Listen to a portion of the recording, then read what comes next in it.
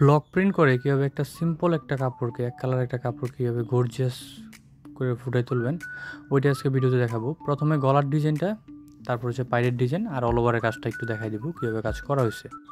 গলার ডিজাইনের জন্য আমরা বিভিন্ন ধরনের ডাইস খুঁজি, বাট আমরা দেখবেন এক কালারের সিঙ্গেল পাইরের ডাইস এবং চিকন লেস দিয়ে কীভাবে গলার ডিজাইনটা ফুটিয়ে তোলা হয়। দেখেন প্রথমে এক কালারের একটা পাইট দিছে, ম্যাজেন্ডা কালার, রানী গোলাপি কালার এবং হচ্ছে গিয়া সিদ্ধ জলপাই কালার একটা কাপড়, এটার উপরে সবুজ কালারের আরেকটা সিঙ্গেল পাইট দেওয়া হয়েছে। দুই কালারের পাইট ইউজ করছে, দুই কালারের পাইট এবং দুইটা লেস ইউজ করে সম্পূর্ণ গলা এবং পাইট দুইটার কম্বিনেশন তৈরি করা হবে।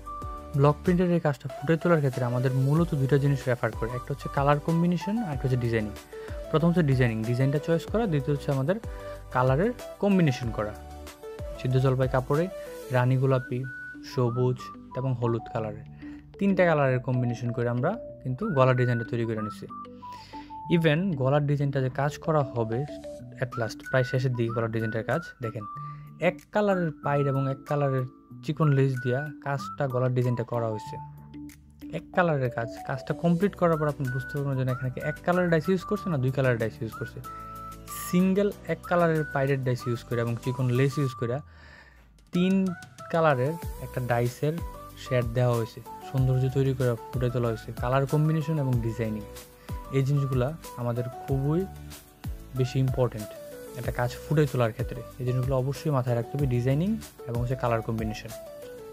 গলার কাজটা কমপ্লিট করার পর ঠিক সেম মোটিভের ডাইস দেওয়া, মানে সেম যে পায়ের ডাইসগুলো ইউজ করছি সেম ডাইসটা দিয়ে আমরা থ্রি পিসের পায়ের কাজটাও করব, ঠিক অন দ্য সেম ওয়ে। সাথে থাকুন, দেখতে থাকুন ভিডিওটা। গলার কাজ অলরেডি শেষ, এই যে দেখেন এটা হচ্ছে প্লেন লেস দিয়ে চারদিকে বর্ডার করে গলার ডিজাইনটা সুন্দরভাবে ফুটাইয়া বর্ডার করে দেওয়া হয়েছে। গলার কাজ শেষ এবং ঠিক সেম গলার কাজটার সাথে ম্যাচিং করে আমরা পায়ের কাজটা করব। পায়ের কাজটা প্রথমে চিকন লেস বর্ডার লেস দিয়ে দিছি। আর যারা নতুন কাজ করেন তারা কিন্তু অনেক সময় আঁকা বাঁকা হয়। আমরা যারা কাজ করে, যারা আমরা আমাদের কারিগররা কাজ করতে তারা অভ্যস্ত, তাদের মাপার প্রয়োজন হয় না।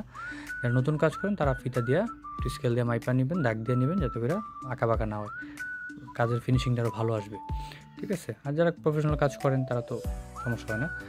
এই যে দেখেন ঠিক সেম গলার ডাইসগুলো দিয়ে পায়ের ডাইসটার কাজ করে দিয়েছে। আর পাইপটা আমরা অনেক সময় সিঙ্গেল ডাইস ইউজ করি, সিঙ্গেল ডাইস নেন যে দুইটা বা তিনটা ডাইস বা দুইটা ডাইসের পরে চিকন লেস এগুলো ইউজ করতে পারি। পাইপ প্লাস প্যানেলের যে কাজটা একটু চওড়া পাইপ হয়, ডিজাইনটা আরও সুন্দর দেখা যায়, এটা হচ্ছে কথা। এই জন্য পাইপটার আমরা সবসময় দেখুন ভিডিওগুলোতে পাইপটার একটু চওড়া করে দেওয়ার চেষ্টা করি, পাইপটার একটু ডিজাইনটা একটু ফুটাই দেওয়ার চেষ্টা করি, একটু বড় করে দিই ডিজাইনটা সুন্দরভাবে ফুটে ওঠে। আর একটা মোস্ট ইম্পর্টেন্ট কথা, আমাদের ভিডিওগুলো যে কাজের যে ভিডিওগুলো এগুলো হচ্ছে আমরা ইনস্ট্রাকশন, আমরা নির্দেশনা দেওয়ার জন্য কোনো ভিডিওগুলো দিয়ে থাকি। ভিডিওগুলো দেখার পর অনেকেই কিন্তু মেসেজ করেন ভাই থ্রি পিসটার দাম কত। আমরা আসলে রেডিমেড কোনো থ্রি পিস সেল করি না, আমরা হচ্ছে এই থ্রি পিসটা ব্লক প্রিন্ট করার জন্য, হ্যান্ড প্রিন্ট করার জন্য, স্ক্রিন প্রিন্ট করার জন্য যত ধরনের রং, কেমিক্যাল, তারপরে ডিজাইনের যে ডাইস, তারপরে এক কালারের শাড়ি, পাঞ্জাবি, থ্রি পিসের গজ কাপড়, এগুলো কিন্তু আমরা অ্যাক্সেসরিজগুলো সেল করি, বিক্রি করি। রং, কেমিক্যাল, ডাইস, কাপড়, এক কালার কাপড় এগুলো সেল করি, ঠিক আছে। আমরা কিন্তু রেডিমেড সেল করে দেখেন আমাদের থ্রি পিসের কাজ কিন্তু কমপ্লিট হয়ে গেছে, গলার কাজ এবং পায়ের কাজ।